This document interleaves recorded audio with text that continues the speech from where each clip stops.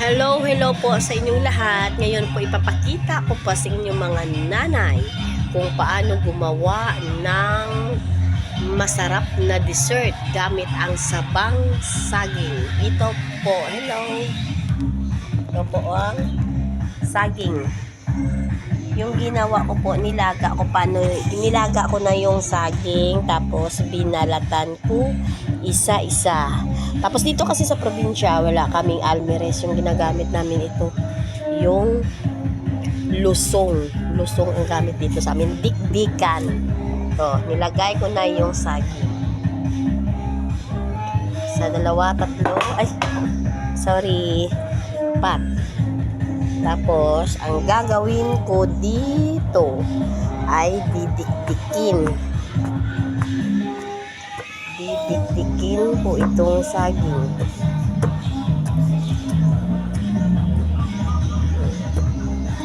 Didikdikin.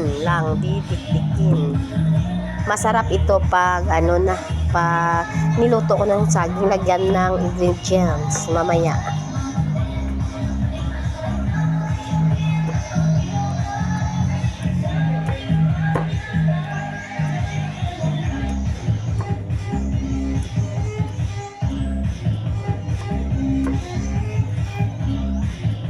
Ito lang yung gagawin sa sa saging na saba. Didikdikin lang. Tapos ang gagawin, may star margarine ako dito. Lalagyan natin ng star margarine.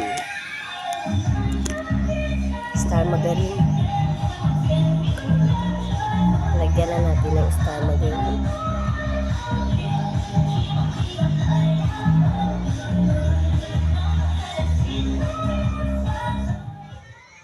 Ito pa, star margarine, puno ng vitamin. Tot. Sinong pala utot? Nalalagyan na natin ng star margarine.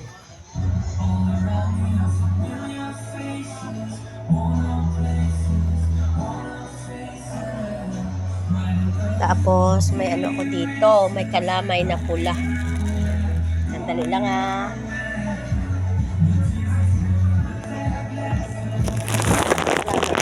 Ito na pula. Sandali lang. Lalagyan natin na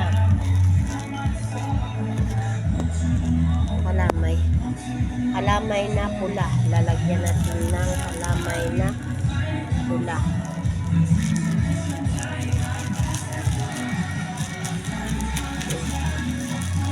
Iyak na sa sarap. Masarap to. Pag masarap ito.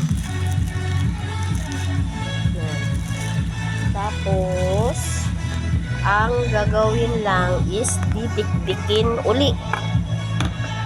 Ito, didikdikin.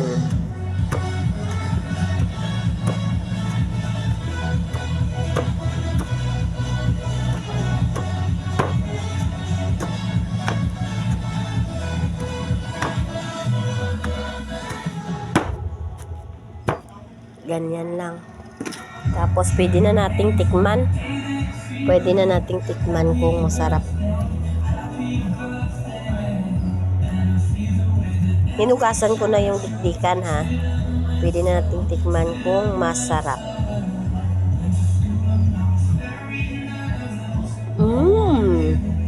Sarap. Sarap pang may margarine. Sarap. Kaya subukan yung gawin ito sa inyong bahay. Masarap. Huwag kayong kayo sa akin. Totoo po yung sinasabi ko. I-try nyo sa inyong bahay. Maraming salamat. Thank you.